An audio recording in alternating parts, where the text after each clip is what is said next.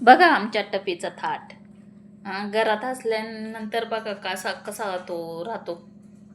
मी फक्त किचनमध्येच गेले तर लगेच हॉलमध्ये बसला टिपायवरती जाऊन.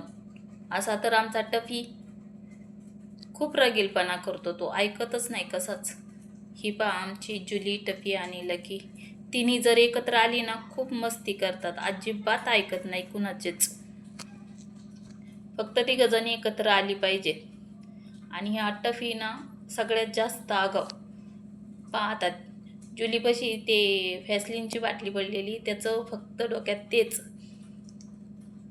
आणि हे पा माझा डोक्याचा क्लिप घेऊन तो ना कसा पळून आला. टफी ना खरंच खूप लय आगाव आहे आमच्या घरामध्ये.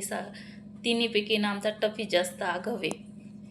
हा क्लिप कुठं पडल्याला सापडला असेल, घेऊन आला आणि जर ते खाल्लं तर काय होईन, असं सारखं त्या टपीवरती लक्ष ठेवावं लागतं.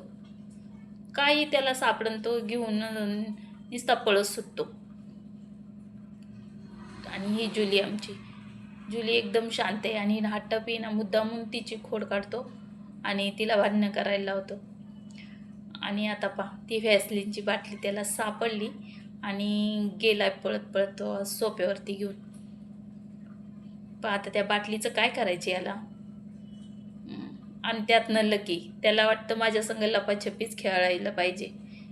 आणि पण नाही, तो टफी तो नाही ऐकतच नाही.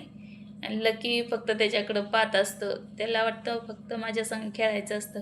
त्याला काय अशी मस्ती वगैरे ते जास्त काही आवडत नाही. आणि टफी ना हा पहा व्हॅसलिनची बाटली घेऊन आलाय. आता याला काय व्हॅसलिन लावायची आहे, झाकण उघडण्याचा त्याचा प्रयत्न चाललाय.